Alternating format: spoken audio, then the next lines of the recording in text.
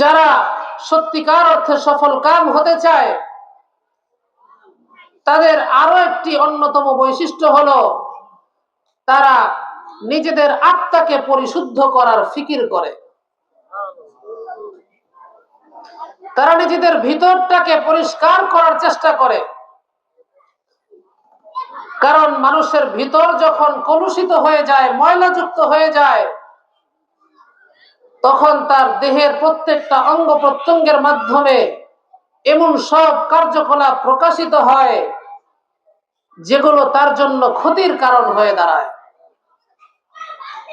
শুধু আখিরাতেই না, বরং দুনিয়াতেও অপমানিত হতে হয়, লাঞ্ছিত হতে হয়, অপদস্থ হতে হয়।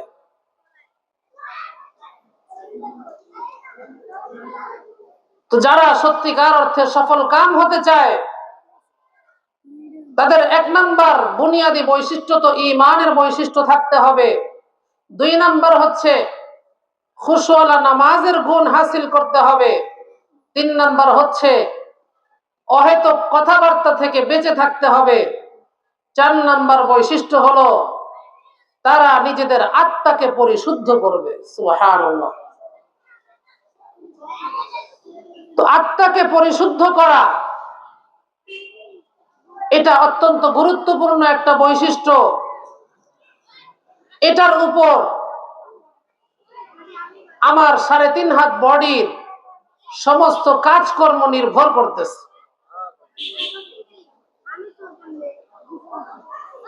আল্লাহ পাক এই গুণ সম্পর্কে সূরাতুল মুমিনুনের মধ্যে ইরশাদ ফরমান, ওয়াল্লাযীনা হুম লিয-যাকাতি ফাঈলুন।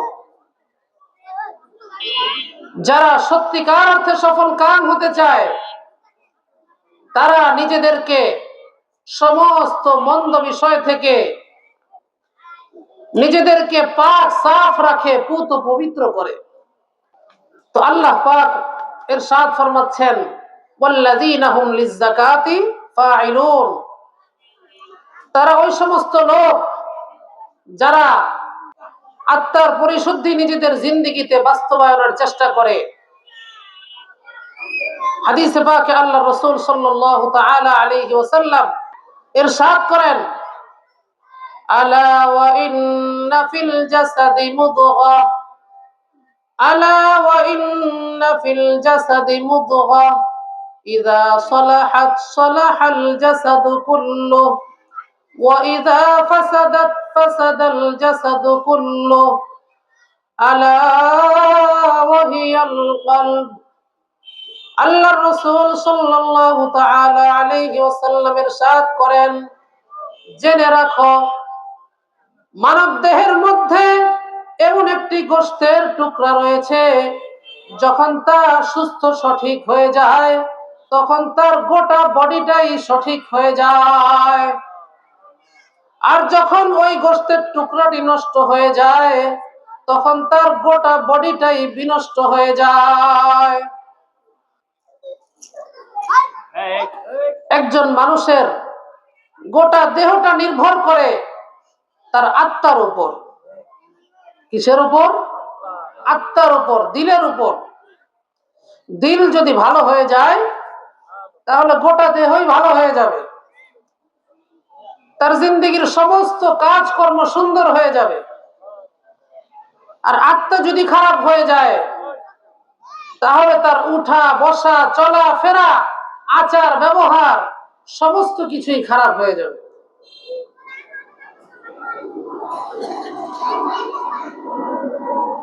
হাদিসে পাকে আল্লাহ রাসূল সাল্লাল্লাহু আলাইহি ওয়াসাল্লাম এজন্য ইরশাদ ফরমান যে আত-তাকওয়া হাহুনা ওয়া ইউশিরু ইলা সাদরিহি 3 মাররাত।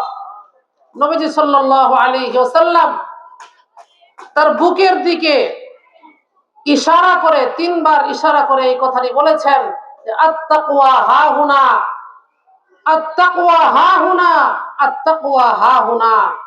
মানুষ যে আল্লাহ ওয়ালা হয়, মানুষ যে মুত্তাকি হয়, মানুষ যে আল্লাহ পাকের প্রিয় পাত্র হয়, তো তার তাকওয়াটা কোথায় থাকে?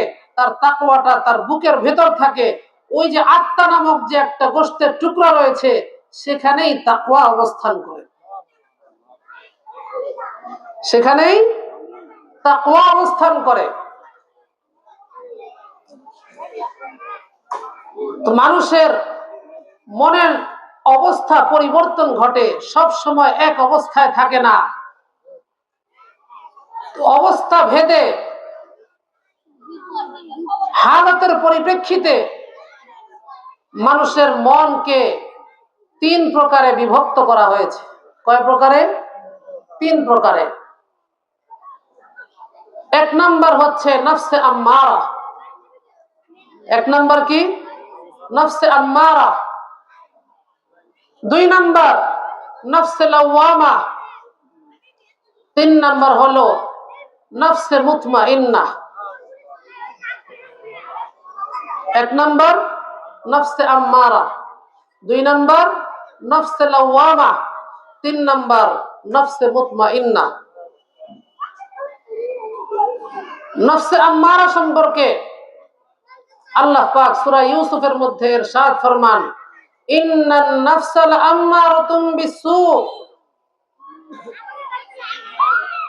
যেটা নফসে আম্মারা, এর অবস্থা হচ্ছে এটা মানুষকে মন্দ কাজের আদেশ করে, মন্দ কাজের দিকে উদ্বুদ্ধ করে, প্ররোচিত করতে থাকে। এই অবস্থাটা আমরা যারা সাধারণ মানুষ রয়েছি, আমাদের প্রত্যেকের মধ্যে এই অবস্থাটা বিরাজমান। অন্তরের এই অবস্থা আমাদের প্রত্যেকের মাঝে রয়েছে। এমন কেউ দাবি করতে পারবে না যে আমার মধ্যে নফসে আম্মারা নাই। আমাকে আমার মন খারাপ কাজের নির্দেশ করে না, খারাপ কাজের দিকে উদ্বুদ্ধ করে না, খারাপ কাজের দিকে প্ররোচিত করে না, আমাকে খারাপ কাজের দিকে আহ্বান জানায় না। এমন কেউ দাবি করতে পারবে না। পারবে? পারবে না। তাফসীরের মধ্যে আসছে, একবার আল্লাহ রাসূল সাল্লাল্লাহু আলাইহি ওয়াসাল্লাম সাহাবায়ে কেরামকে উদ্দেশ্য করে বললেন, তোমাদের এরূপ সাথী সম্পর্কে কি ধারণা যাকে তোমরা সম্মান সমাদর করলে, অর্থাৎ যাকে তোমরা অন্ন দিলে, বস্ত্র দিলে, সে তোমাদেরকে বিপদে ফেলে দেয়। পক্ষান্তরে এরূপ সাথী যাকে তোমরা অপমানিত করলে, অপদস্থ করলে, অর্থাৎ অন্ন না দিলে, বস্ত্র না দিলে, সে তোমাদের সাথে সদ্ব্যবহার করে। বলো তো দেখি এমন সাথী সম্পর্কে তোমাদের কি ধারণা? তখন সাহাবায়ে কেরাম এর জবাবে বললেন, এরূপ সাথীর চাইতে নিকৃষ্ট আর কোন সাথী হতে পারে না।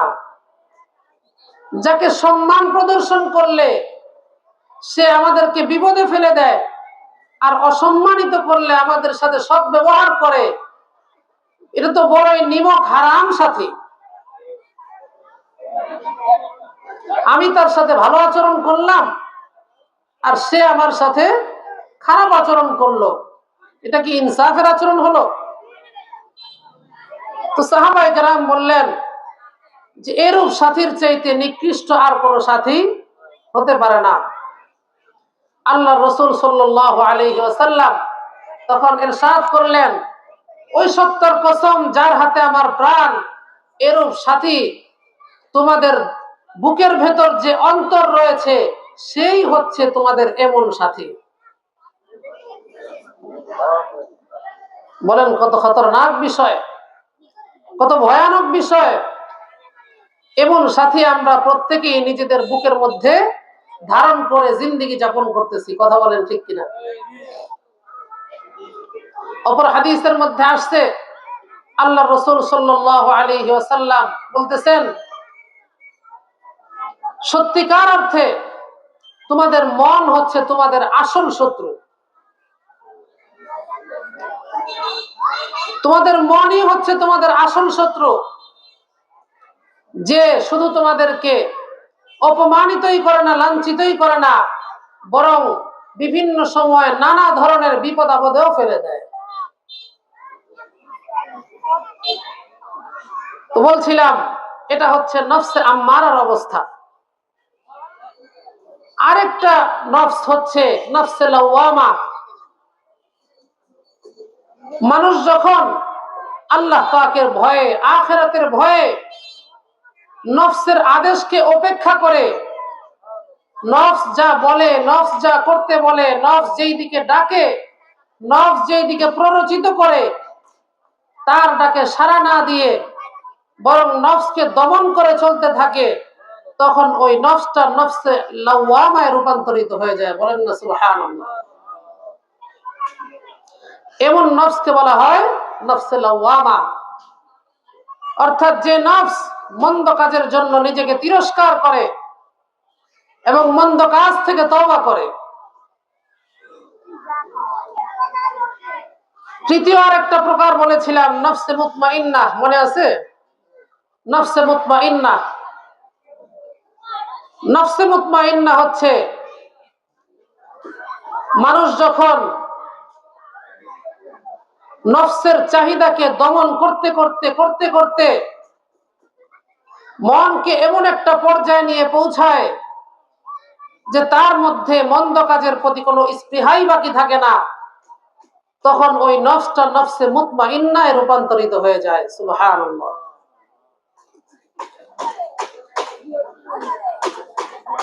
দিলের যে এই অবস্থা, এই অবস্থাটা যে কেউ যখন তখন হাসিল করতে পারে না। এটা কেবল তাদের পক্ষে সম্ভব যাদের প্রতি আল্লাহ পাকের খাস মেহেরবানি রয়েছে। অর্থাৎ আল্লাহ পাকের খাস এবং বিশেষ বান্দারা নফসের সাথে মুজাহাদা করতে করতে করতে করতে আল্লাহ পাকের ফজল ক্রমে, আল্লাহ পাকের মেহেরবানিতে নফসের এই স্তরটা হাসিল করেন। আবার এটা যে সদা সর্বদা তার মধ্যে বিরাজমান থাকবে, এটাও কিন্তু সুনিশ্চিত করে বলার কোনো সুযোগ নেই। কারণ নফস যখন তখন উলট পালট হয়ে যেতে পারে।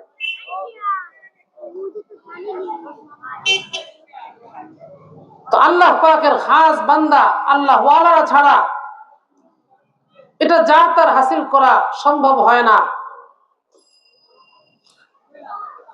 ব্যতিক্রম শুধু হযরত আম্বিয়া কেরাম আলাইহিমুস সালাতু ওয়াস সালাম। আল্লাহ পাক হযরত আম্বিয়া কেরাম আলাইহিমুস সালাতু ওয়াস সালামকে কোন ধরনের চেষ্টা, মেহনত, সাধনা ব্যতি রেখেই তাদেরকে নফসে মুতমাইন্নাহ দান করেছিলেন এবং সেটা তাদের মধ্যে সদা সর্বদা বিরাজমান থাকত। সুবহানাল্লাহ। তো নফসের কয় প্রকার বললাম? 3 প্রকার। একটা হচ্ছে নফসে আম্মারা, আরেকটা হচ্ছে নফসে লাওয়ামা, আরেকটা হচ্ছে নফসে মুতমাইন্নাহ। তো নফস এটা এমনই এক সেনসিটিভ বিষয়, সেনসিটিভ জায়গা, যেটার উপর গোটা দেহটা নির্ভর করতেছে। একজন মানুষের গোটা দেহের প্রত্যেকটা অঙ্গ প্রত্যঙ্গের কাজ কারবার, কাজকর্ম, উঠা বসা, চলাফেরা, মুআমালা, মুআশারা সবকিছু সুন্দর হওয়া নির্ভর করে অন্তর সুন্দর হওয়ার উপর। তো আল্লাহ পাক এই আত্মার পরিশুদ্ধিকে সফলতার মাপকাঠি বানিয়েছেন। কিসের মাপকাঠি বানিয়েছেন? সফলতার মাপকাঠি বানিয়েছেন। আল্লাহ রাব্বুল ইজ্জত সূরাতুল আ'লার মধ্যে ইরশাদ ফরমান, ক্বাদ আফলাহা মান তাযাক্কা, নিশ্চয়ই ওই ব্যক্তি সফল কাম হলো যে নিজেকে পরিশুদ্ধ করে নিল। বলেন না সুবহানাল্লাহ। অর্থাৎ যে ব্যক্তি নিজের জাহেরকে, নিজের বাতেনকে, নিজের সমস্ত কাজ কারবারকে, নিজের আত্মাকে, নিজের শরীরটাকে সমস্ত অপবিত্রতা থেকে পবিত্র করে নিল, সে ব্যক্তি সফল কাম হয়ে গেল। এমনি ভাবে নিজের আত্মাকে এবং নিজের শরীরকে বিশুদ্ধ আকীদা, বিশ্বাস এবং উত্তম গুণাবলী, ও নেক আমলাদি দ্বারা যে ব্যক্তি সজ্জিত করে নিল, সেই ব্যক্তির জন্য আল্লাহ রাব্বুল ইজ্জতের পক্ষ থেকে ঘোষণা হলো এই ব্যক্তি সফল কাম হয়ে গেছে। এমনি ভাবে আল্লাহ রাব্বুল ইজ্জত সূরাতুশ শামসের মধ্যে আরো ইরশাদ ফরমান, قد أفلح من زكاها وقد خاب من دساها।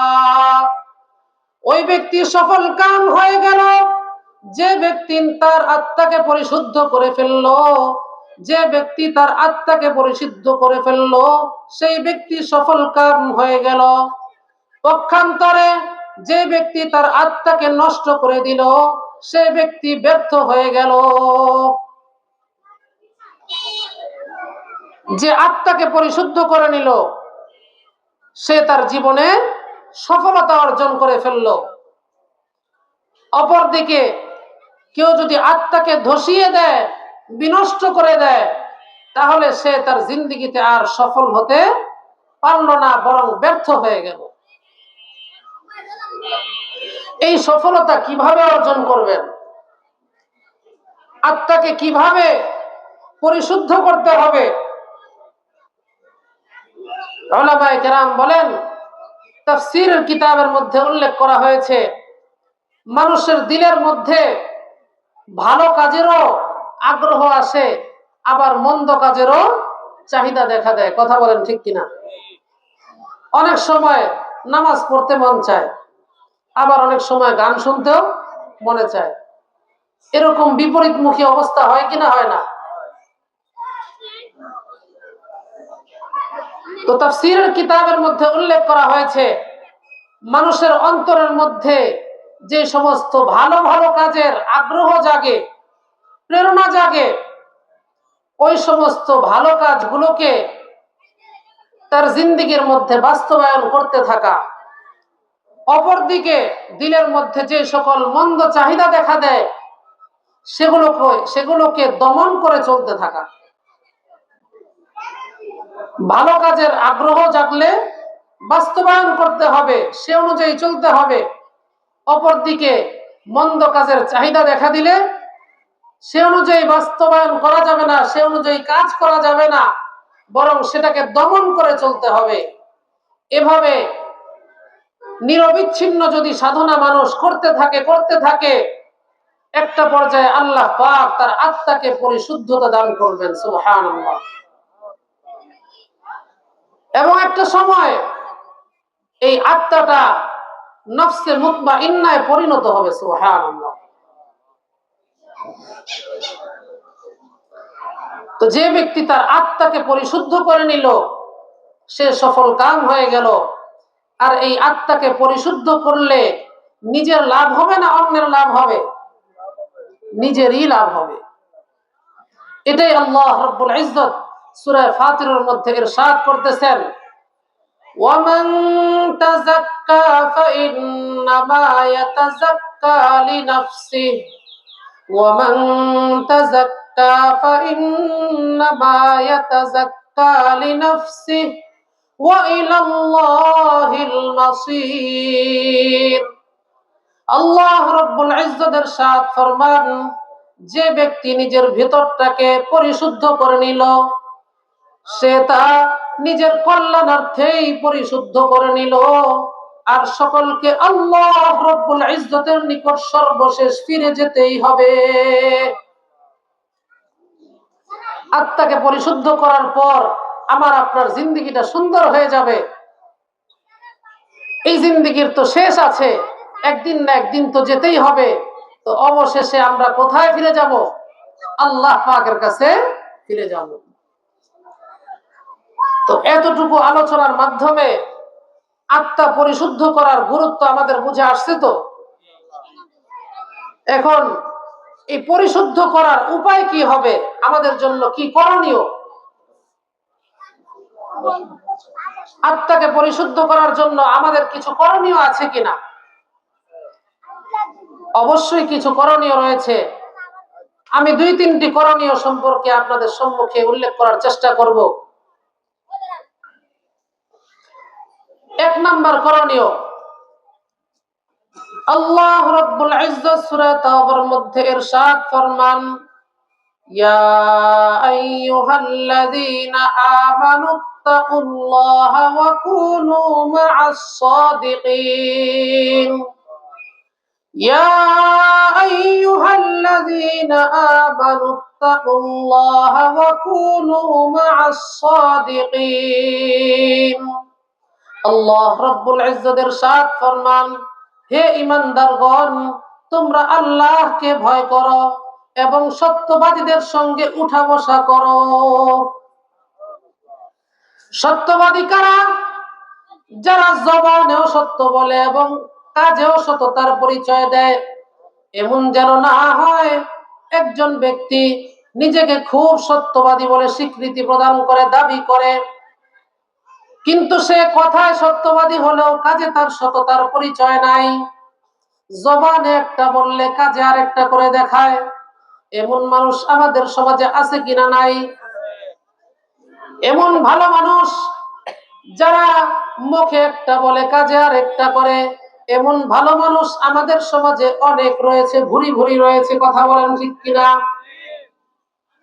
আল্লাহ পাক এমন সত্যবাদীদের কথা বলেন নাই, বরং এমন সত্যপরায়ণ মানুষদের কথা উল্লেখ করেছেন। বলেছেন যারা জবানেও সত্য বলবে, কাজেও সততার পরিচয় দিবে।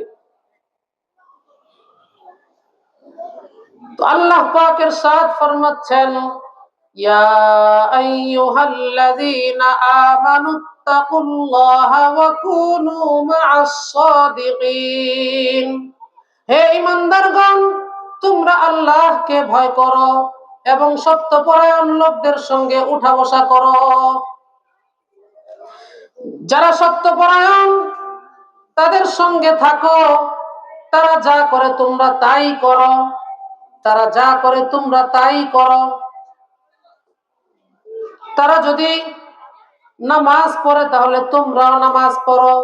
তারা যদি হজ করে তাহলে তোমার সক্ষমতা থাকলে তুমিও হজ করো। তারা যাকাত দিলে তোমরাও যাকাত দাও। তারা ভালো কথা বললে তোমরাও ভালো কথা বলো। তারা আদেশ করলে, তারা সৎ কাজের আদেশ করলে তোমরাও সৎ কাজের আদেশ করো। তারা অসৎ কাজ থেকে বারণ করলে তোমরাও অসৎ কাজ থেকে বারণ করো। তারা যা যা করে তোমরা তাই তাই করো। এভাবে যদি তোমরা সাধনা করতে থাকো, চলতে থাকো, মেহনত করতে থাকো, তাহলে আল্লাহ রাব্বুল ইজ্জত এই সোহবতের বরকতে তোমাদেরকেও সত্যবাদী বানিয়ে দিবেন। সুবহানাল্লাহ। এটা হচ্ছে 1 নাম্বার করণীয়। 2 নাম্বার করণীয় হলো আল্লাহ পাকের কাছে দোয়া করতে হবে, ওগো আল্লাহ, আমার নফসকে তাকওয়া দান করেন, আমার নফসের মধ্যে পরিশুদ্ধতা দান করেন, কেননা আপনি তো সর্বোত্তম পরিশুদ্ধকারী। আপনি তো এই অন্তরের অভিভাবক, আপনি তো এই অন্তরের মালিক, আপনি তো এই অন্তরকে যখন যা ইচ্ছা সেটাই করে দিতে পারেন। অতএব মেহেরবানি করে আমার আত্মাটাকে পুত পবিত্র করে দেন। তাহলে 2 নাম্বার করণীয় কি? আল্লাহ তাআলার কাছে দোয়া করা। এই হাদিসটি মুসলিম শরীফের মধ্যে আসছে। 3 নাম্বার করণীয়, মিশকাত শরীফের হাদিস। আল্লাহর রাসূল সাল্লাল্লাহু তাআলা আলাইহি ওয়াসাল্লাম ইরশাদ করেন, ইন্নাল কুলুবা তাসদাউ কামা ইয়াসদাউল হাদিদু ইযা আসাবাহুল মা। কিলা ইয়া রাসূলাল্লাহ ওয়া মা জালাউহা? قال كثرة ذكر الموت وتلاوة القرآن। আল্লাহর রাসূল সাল্লাল্লাহু তাআলা আলাইহি ওয়াসাল্লাম ইরশাদ করেন, মানুষের যে অন্তর রয়েছে, এই অন্তরের মধ্যে জং ধরে, মরিচা ধরে। যেমনি ভাবে লোহার মধ্যে পানি লাগলে মরিচা ধরে, লোহার মধ্যে মরিচা ধরে কিনা? ধরে না। লোহার মধ্যে পানি লাগলে যেমনি ভাবে মরিচা ধরে, ঠিক তদ্রূপ মানুষের দিলের মধ্যেও মরিচা ধরে।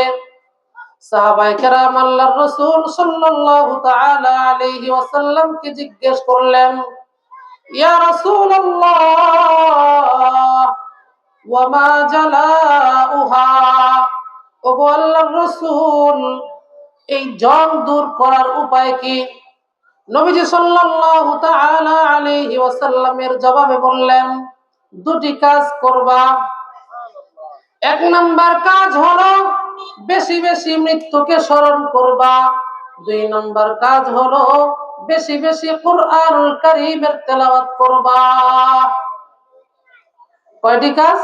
দুইটি কাজ, বেশি বেশি মৃত্যুকে স্মরণ করা আর কুরআনুল কারীমের তেলাওয়াত করা। তাহলে আত্মাকে পরিশুদ্ধ করার জন্য আমি তিনটা উপায়ের কথা বললাম। এক নাম্বার, আল্লাহ তাআলাকে ভয় করতে হবে এবং পাশাপাশি যারা আল্লাহওয়ালা তাদের সঙ্গে উঠা বসা করতে হবে।